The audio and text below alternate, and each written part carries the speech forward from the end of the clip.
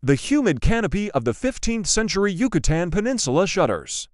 On a limestone ridge, 30 men in Tier 1 ballistic plates stand like statues of obsidian and Gore-Tex. They are the Surgical Ghosts U.S. Navy SEALs, a unit defined by a $500 million annual training budget and the most lethal kill chain technology in human history. Below them, the valley floor is a churning, bioluminescent sea of 3,000 Aztec warriors. This is the human ocean, the Triple Alliance's finest Jaguar and Eagle Knights. To the Aztecs, war is a sacred ritual of capture and sacrifice. To the SEALs, war is a series of physics problems solved at 2,800 feet per second. It is a collision between transcendental ferocity and digital lethality. One side fights for the sun to rise. The other side controls the very shadow they hide in. The SEALs aren't just men, they are nodes in a high-tech network. They utilize the GPN VG-18 ground panoramic night vision goggles, providing a 97-degree field of view that turns absolute pitch black into a neon green theater of war. Their primary tool is the HK-416A5, equipped with B. Myers Malda infrared lasers and suppressors that reduce the acoustic signature to a click quieter than a snap twig. Most importantly, they use tactical data links attack, tablets on their chests that show the GPS location of every teammate, ensuring they move as a single, multi-headed organism. The Obsidian Tour of the Aztec military was the most sophisticated in the pre-Columbian Americas. Their macuahuitl is a masterpiece of primitive engineering oak clubs grooved with volcanic obsidian blades sharper than modern surgical scalpels, capable of severing a human limb in one clean sweep. They wear ichkahipili, quilted cotton armor, soaked in brine to harden it, capable of stopping arrows and blows. They are masters of psychological attrition, using death whistles that mimic the scream of 1,000 tortured souls to shatter an enemy's resolve before the first blow is struck. The Aztecs rely on shock and captivity. Their goal is to close the distance and grapple. However, the SEALs operate on the standoff principle. The kinetic energy of a 5.56 by 45 mm NATO round, 1,800 tex joules versus the tensile strength of brine-soaked cotton, is a mathematical slaughter. The Aztecs' reach is 3 feet. The SEAL's point of aim is 600 yards. 2 AM hours, total darkness. The Aztec camp is a sprawling grid of campfires. The SEALs don't charge, they infiltrate. Using high-altitude, low-opening halo parachutes with silent gliders, they drop onto the high ground. The pilot of the operation initiates the kinetic massacre. Through the green glow of their GPVs, the SEALs engage. There are no muzzle flashes, only the rhythmic thud-thud-thud of suppressed fire. Using thermal optics FLIR, they identify the Huey Tlatoani Great Speaker and his high-ranking officers by the heat signatures of their elaborate feather headdresses. From 300 yards, the SEALs execute a coordinated alpha strike.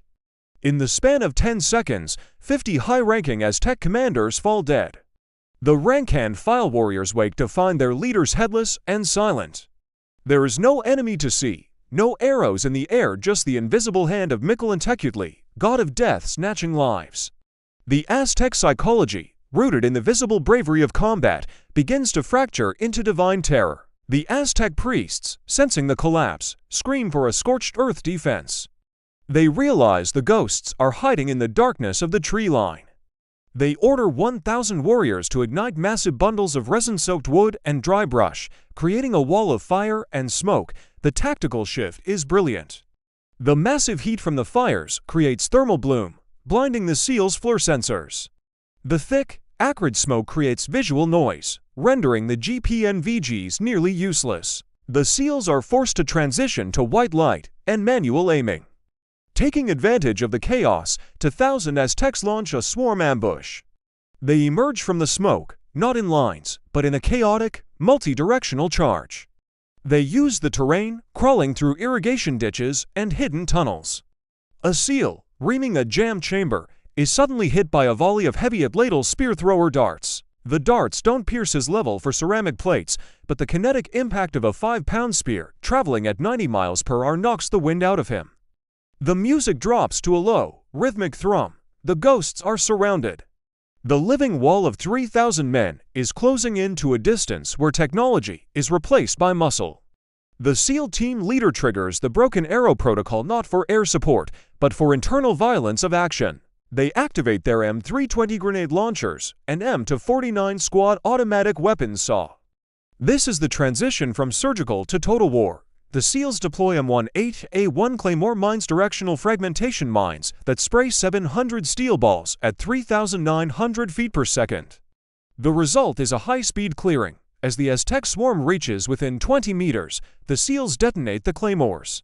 The front 3 rows of the Aztec army vanish instantly. Then, the SEALs unleash the chainsaw. The M249 saws dot at a cyclic rate of 800 rounds per minute. The 5.56mm rounds create a lead curtain. The SEALs use IR strobes on their helmets to identify each other in the smoke, while tossing flashbangs M84 into the Aztec clusters. The 175 decibel bang and 6 million candela flash create temporary blindness and deafness. In the Aztecs' perspective, the gods have descended and are tearing the atmosphere apart. The false hope is crushed as the SEALs move into a bounding overwatch, a leapfrogging maneuver that ensures a constant stream of lead is always hitting the target. Within 12 minutes, the clearing is a graveyard of feathers and obsidian. Final casualty counts, Aztecs, 2,940, 60 killed in first contact, 200 in the smoke, 2,680 in the final clearing. SEALs, 0 dead, 3 wounded, minor concussions, blunt force trauma from atlatl impacts. Analysis: the SEALs won due to asymmetric information. They didn't just have better weapons, they had better OODA loop, observe, orient, decide, act speed. Because of their comms and night vision, their group mind could react 10x faster than the Aztec runners could carry orders. The win is also attributed to terminal ballistics. A macuahuitl relies on the user's strength and the durability of wood. A rifle round relies on chemical energy. The SEALs possessed a force multiplier of 1 to 100. The limit, the hard stop for the SEALs, is ammo management. Each SEAL carries roughly 210 to 300 rounds. 30 SEALs equals 9,000 rounds max. In a scenario against 3,000 enemies, they must maintain a 33% accuracy to kill ratio. If the Aztecs had sent 10,000 warriors in a continuous, relentless wave, the SEALs would have run dry by the 3rd hour. At that point, the surgical ghosts would be forced to use their Sig Sauer P320 sidearms, and eventually, their Ontario Mk3 combat knives. Against 5,000 remaining Aztecs? The math favors the horde. Question: if the Aztecs were defending the Great Pyramid of Tenochtitlan with narrow stairs and trapdoors, would the SEALs' technology be neutralized? Or would the silent death still prevail? Tell me your tactical breakdown in the comments below. Next episode: 1 modern sniper team versus .500 Napoleonic sharpshooters.